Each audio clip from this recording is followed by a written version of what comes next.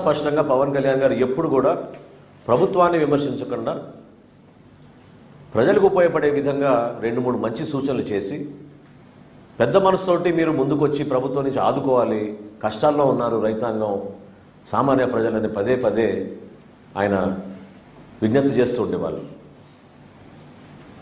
ఈ రోజున వాస్తవాలు ఏంటి? పోనీ మీరు అక్కడ పోయి పర్యటించారు, మీ సొంత పేరుతో నిర్మాణం చేసిన ఆ జగనన్న కాలనీ గొల్లపురంలో అక్కడికి పర్యటించారా? మీరు అక్కడున్న వాస్తవ పరిస్థితి తెలుసుకున్నారా? ఏ విధంగా ఆ ప్రాంతం మొత్తం మునిగిపోయిందో మీరు చూసారా? సెలెక్టివ్గా కొన్ని ప్రాంతాలకు వెళ్ళి ఏలేరు గురించి మాట్లాడుతున్నారు. కూటమి ప్రభుత్వం ఏర్పడిన వెంటనే ఉప ముఖ్యమంత్రి గారు పవన్ కళ్యాణ్ గారు అధికార యంత్రాంగాన్ని సమావేశపరిచి జిల్లా కలెక్టర్ గారి ద్వారా ఆధునీకరణ కోసం చేయాల్సిన కార్యక్రమాల గురించి ఆయన సమావేశం ఏర్పాటు చేసుకుని ప్రణాళిక సిద్ధం చేశారు. సుమారు 1000 కోట్ల రూపాయలతో అంచనాలు వేశారు. మరి మీ 5 సంవత్సరాల్లో ఎందుకు మీరు పని చేయలేకపోతున్నారంటే, ఎందుకు చేయలేదని అంటే విచిత్రమైన సమాధానం ఏంటంటే వర్షాలు ఎక్కువ పడ్డాయంట. అసలు స్పందించే మనస్తత్వం ఏది మీలో నేను అడుగుతున్నాను. మీరు ఎప్పుడైనా మీ జేబులోంచి 1 లక్ష రూపాయలు తీసేవారు కానీ ఇచ్చారా?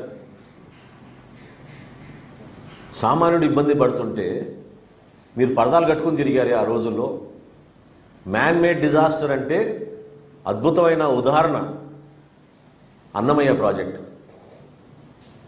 కేవలం మీ ఇసుక దోపిడీ కోసం గేట్లు ఎత్తకుండా 24 మంది బలైపోతే, 38 మంది ఆచూకీ ఈ రోజుకు తెలియకపోతే, 12 రోజుల తర్వాత సొంత జిల్లాలో ముఖ్యమంత్రి గారు పర్యటించారు. 12 రోజుల తర్వాత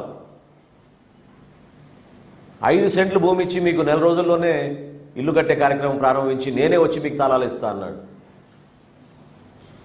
ఇది ఎప్పుడు 2021లో ఆయన ముఖ్యమంత్రిగా దిగిపోయే రోజు వరకు కూడా ఇల్లులు అక్కడ పూర్తి కాలేదు. ఏ ఒక్కరికి తాళం ఇవ్వలేదు. ఈయన మాట్లాడతాడు మ్యాన్ మేడ్ డిజాస్టర్ అని. అన్నమయ్య ప్రాజెక్టు ఏ విధంగా కూలిపోయిందో దానికన్నా మ్యాన్ మేడ్ డిజాస్టర్ ఏముంటుంది చెప్పండి.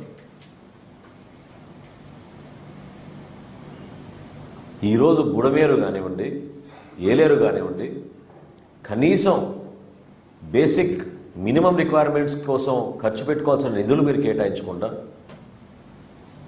అస్తవ్యస్తంగా వదిలేసి అక్కడున్న ఇబ్బందుల గురించి మీకు అవగాహన లేక కేవలం రాజకీయ కోణం నుంచే ప్రతి క్షణం మీరు మాట్లాడుతుంటే దాన్ని తీవ్రంగా మనం అందరం కూడా ఖండించాల్సిన అవసరం ఉంది. అసలు దేనికోసం మీ ఏడుపులు? ప్రజలు పడుతున్న ఇబ్బందుల గురించి మీరు మాట్లాడండి. 10,000 రూపాయలు కాదు, ఇంకొక 5,000 రూపాయలు ఎక్కువమని మీరు అడగండి. క్రాప్ ఇన్సూరెన్స్ గురించి ఎంత దారుణమైన అబద్ధం ఆడాడు నిన్న. అసలు చాలా ఆశ్చర్యం కలిగించింది నాకు. స్వయంగా కేంద్ర వ్యవసాయ శాఖ మంత్రి శివరాజ్ సింగ్ చౌహాన్ గారు మొన్న వరద ప్రాంతాలు పర్యటించినప్పుడు ఆయన ప్రెస్ మీట్లో డైరెక్ట్గా చెప్పారు, ప్రధాన మంత్రి ఫసల్ బీమా యోజన కింద గత ప్రభుత్వం రూపాయి కూడా చెల్లించలేదు. 2020 ఖరీఫ్ నుంచి ఏ రైతు కోసం మీరు క్రాప్ ఇన్సూరెన్స్ ఇచ్చారో చెప్పమని జగన్మోహన్ రెడ్డి గారిని ఆధారాలతో సహా నేను చూపిస్తాను. మీ 4 సంవత్సరాలు 2020 నుంచి మీ పరిపాలనలో రైతులకు అందించాల్సిన క్రాప్ ఇన్సూరెన్స్ పథకం మీరు ఎక్కడైనా ఇచ్చారా? ఎంతమందికి ఇచ్చారు చెప్పమనండి. రాష్ట్ర ప్రభుత్వం నుంచి రూపాయి చెల్లించలేదని స్వయంగా కేంద్ర మంత్రి మొన్న ప్రకటించారు. ఎందుకు ఈ విధంగా అబద్ధాలు ఆడుతున్నారు? ఎవరిని మభ్యపెట్టాలని అనుకుంటున్నారు మీరు? మీలో నిజాయితీ ఉంటే ఈరోజు మీరు ప్రభుత్వంలో లేరు, ప్రతిపక్షంలో ఉన్నారు, పులివెందుల ఎమ్మెల్యేగా ఉన్నారు, మీరు ఒక పార్టీకి అధ్యక్షుడిగా ఉన్నారు. మీరు మీ పార్టీ యంత్రాంగాన్ని అంతా మొత్తం కదిలించండి, తీసుకురండి క్షేత్రస్థాయిలో. ప్రభుత్వం అందిస్తున్న వరద సహాయంలో మీరు కూడా రండి, పాల్గొనండి. మీ వంతు మీరు సహాయం చేయండి ఆర్థికంగా.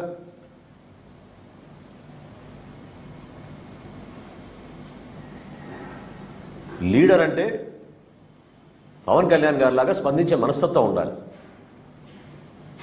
అంతేగాని కాగితాలు పట్టుకుని ప్రెస్ దగ్గర ఊగిపోతే ఏం మాట్లాడుతున్నారో అర్థం కాని పరిస్థితుల్లో